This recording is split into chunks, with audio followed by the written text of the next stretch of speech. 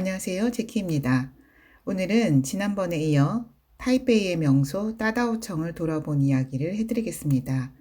저는 대만 친구 제니퍼랑 용러 타이난 투더 윗껑에서 점심으로 삼치 튀김국수를 먹은 후 따다오청 거리를 본격적으로 돌아보기로 했어요.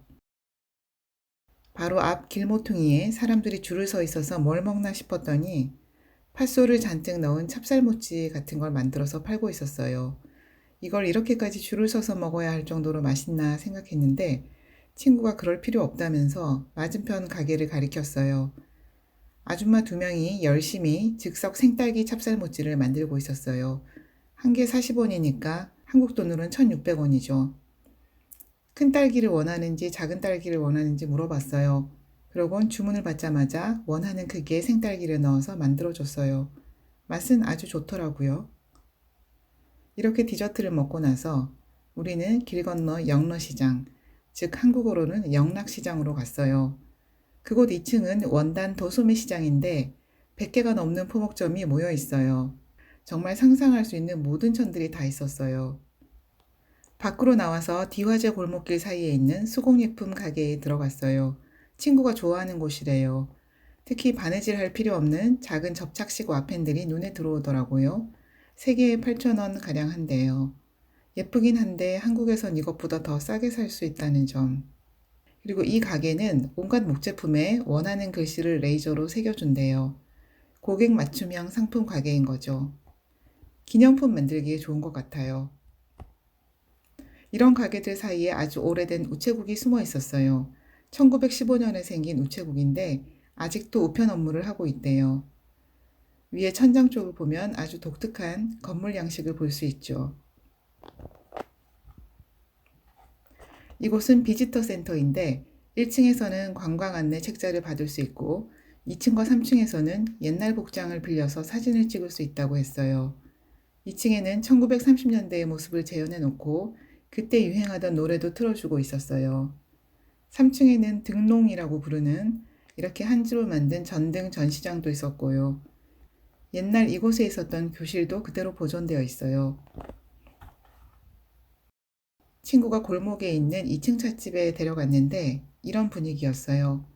유명한 곳이라고 했는데 친구가 이미 카페인을 마셔서 차를 마시지 않겠다고 해서 아래쪽으로 내려와서 길모퉁이에 새로 생긴 버블티 카페로 갔어요. 차가운 버블티를 주문했는데 맛은 일단 타피오카 펄은 매우 잘 삶아졌어요. 그런데 뭔가 맛은 밍밍하고 한마디로 싱거웠어요. 별로 달지도 않고요. 나는 여기 정말로 차가 들어갔냐고 물었는데 친구는 충분히 차 맛을 느낄 수 있다고 했어요. 그리고 친구가 말하길 대만인들은 너무 단 것이나 너무 짠 것을 좋아하지 않는데요. 너무 달지 않네 아니면 너무 짜지 않네 라는 말이 그래서 좋다는 뜻이랍니다. 한국에 들어온 타이거 슈가의 흑당 버블티가 인기였다고 하니까 자기는 별로 좋아하지 않는 맛이랍니다. 너무 달콤한 흑당 버블티는 한국화되었거나 미국화된 맛이라는 걸 깨달았어요. 다시 디화제 거리를 걷는데 향냄새가 나면서 젊은 사람들이 바글거리는 곳이 보이더라고요. 샤하이 성황묘라는 곳인데 이곳에는 성황 외에도 월하 노인이 있는데 여기 와서 빌면 월하 노인이 인연을 맺어준다고 해서 결혼을 원하는 싱글들이 참배하러 온대요. 그리고 이푸시에라고 불리는 사랑의 부적을 파는데 그런 대로 효험이 있나 봐요. 엄청 진심으로 비는 것 같아요. 대만에서는 기도의 내용에 따라 가야 하는 절이 따로 있대요. 그리고 기도를 할 때 소원을 들어준다면 그 대가로 나의 무엇을 포기하겠다거나 바치겠다고 약속을 하고 일종의 거래를 한대요. 이곳에는 한약재와 허브, 차, 말린 과일, 견과류 같은 걸 파는 가게들이 많더라고요. 저는 여기서 제비집이 약재로 쓰이는 걸 처음 알았어요. 이 하얗고 동그란 게 제비집이래요. 건물들을 보면 화려한 바로크 양식, 중국 남부의 푸젠 양식, 일본의 근대 건물 양식이 합쳐져 있다고 해요. 1920년대로 거슬러 올라온 느낌이 든다고 할까요? 이곳에 젊은 예술가들이 옮겨오면서 예술가들의 스튜디오나 아트샵, 분위기 있는 카페들이 생겨나고 있대요. 그런데도 옛날 모습이 그대로 남아있어서 전혀 이질적인 느낌이 들지 않아요. 이곳은 디화제 거리에 있는 미니청이라는 건물인데 100년 역사를 가졌대요. 솜씨 좋은 도예가들의 작품을 구경하고 구입할 수 있는 곳이라고 하면서 친구가 데려갔어요. 친구 제니퍼의 설명에 의하면 이곳의 집들은 밖에서 보면 작아 보이지만 안으로 들어가면 또 집이 있고 또 집이 있는 삼중 구조로 되어 있대요. 첫 번째 가게에서 뒷문을 열고 나가면 중정이 나오고 아, 그 중정 건너에 중간집이 있고 그곳을 통과하면 또 작은 정원이 있고 그곳을 통과하면 두 번째 중정이 있고 마지막 집은 맞은편 거리로 열려 있는 삼중 구조라고 해요. 이 집에서 가장 유명한 건 도자기로 만든 샤오롱바오 모양 조미료 용기 세트래요. 너무 귀여운 만두 모양을 하고 있죠. 좁은 계단을 따라 2층으로 올라오니 멋진 찻집이 나오네요. 2층도 1층과 마찬가지로 삼중 구조로 되어 있어요. 이 찻집에서 창밖으로 보이는 건너편 건물이 이 거리에서 가장 아름다운 건물인 것 같아요. 이날은 시간이 안 되어서 이틀 후에 한국 친구와 이 찻집에 와서 차를 마셨어요. 찻집 이름은 남가득의. 이게 이렇게 발음되진 않는데 영어로는 사우스 스트리트 딜라이트 티라고 하네요. 가격은 다소 비싼 편이지만 그만큼 차의 질이 뛰어나더라고요. 처음에 주문하겠다고 하면 이런 찻잎 샘플이 담긴 유리병들을 갖다 줍니다. 메뉴판 번호에 맞춰서 흠향을 해보고 가장 마음에 드는 것을 골라서 주문하라고 해요. 그래서 이 많은 찻잎 냄새를 다 맡아보았지요. 조금 고민을 하다가 저는 고소한 냄새가 나는 금혼 오룡을 선택했고 친구는 역시 미인답게 동방미인을 선택했어요. 차 맛은 너무나 좋았고 특히 차가 담겨 나오는 이 도자기가 아래층에서 팔고 있는 도자기더라고요. 그래서 분위기도 좋고 바깥 풍경도 좋고 바람도 솔솔 불고 날도 포근해서 시간이 멈췄으면 하는 그런 느낌이 들 정도로 좋았어요. 이곳은 전통과자 가게인데요. 멋진 청년이 땅콩 강정을 직접 만들고 있더라고요. 제니퍼와 같이 안쪽으로 구경을 갔어요. 제니퍼가 먹어봐도 되지? 라고 물어봤나 봐요.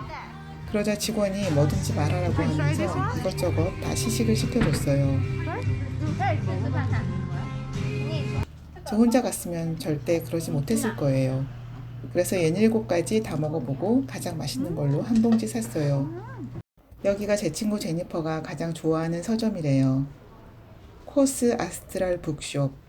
이곳은 1920년대부터 있었던 서점이래요. 1층은 그냥 평범한 서점 같지만 이곳도 들어가 보면 앞에서 보여준 미니청처럼 삼중 구조로 되어 있어서 중간에 하늘을 볼 수 있는 뚫린 공간이 있어요. 일종의 중정이죠. 여기에서 계단을 따라 올라갔어요. 이것도 오래된 건물을 보존하면서 내부를 현대식으로 바꾸었대요.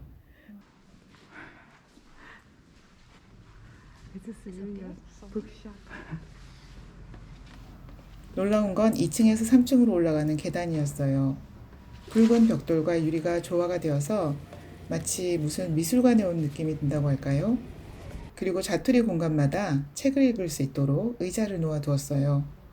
거기서 서점으로 들어가면 이렇게 책을 볼 수 있는 다양한 공간들이 나오고 특히 유리창 밖으로 보이는 장면이 환상적입니다. 저는 여기에 와서 비로소 내가 대만에 오길 정말 잘했구나라는 생각을 했어요. 서가 사이에 이렇게 방석을 두고 사람들이 앉아서 책을 볼 수 있게 해두었어요. 우리는 사진을 찍었지만 말이죠. 중간중간 바닥을 보면 이렇게 옛 건물의 일부를 보여주기도 해요.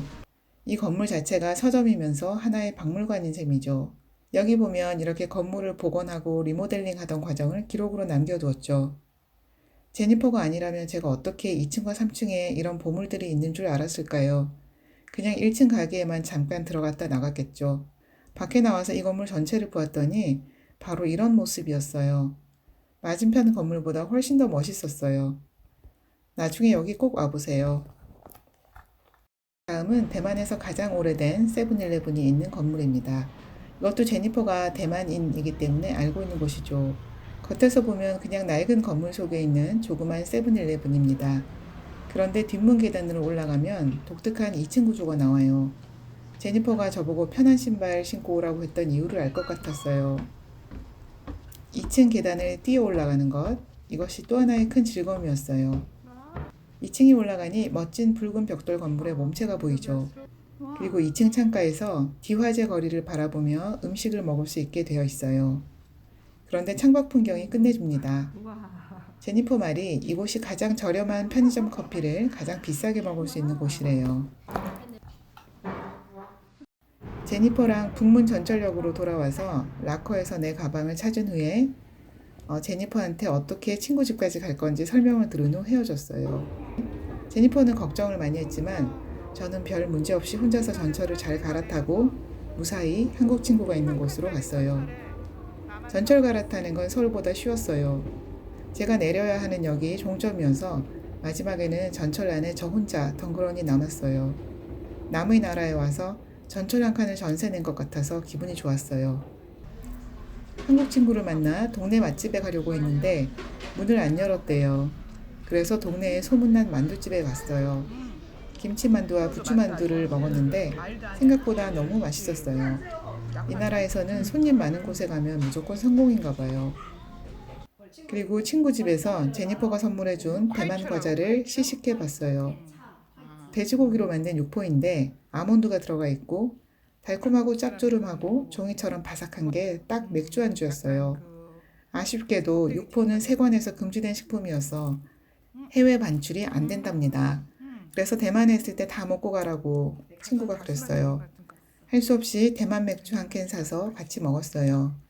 이 맥주는 18일 동안만 유통되는 생맥주인데 쉽게 구할 수 없는 유명한 맥주랍니다. 제가 여행 가면 술을 안 마시는데 어쩔 수 없이 첫날부터 맛보았어요. 페일 라거답게 깔끔하고 향기로운 맛이었어요. 제가 이렇게 쓰지 않고 가볍고 시원한 맛을 좋아하거든요.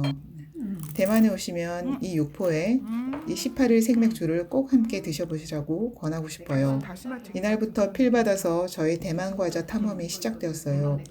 그 다음 날에는 대만의 재래시장도 구경 가고 까르푸에 가서 대만 과자도 잔뜩 사오게 됩니다. 대만 여행을 계획하시는 분이라면 다음 편도 꼭 봐주세요. 여기까지 시청해주셔서 감사합니다.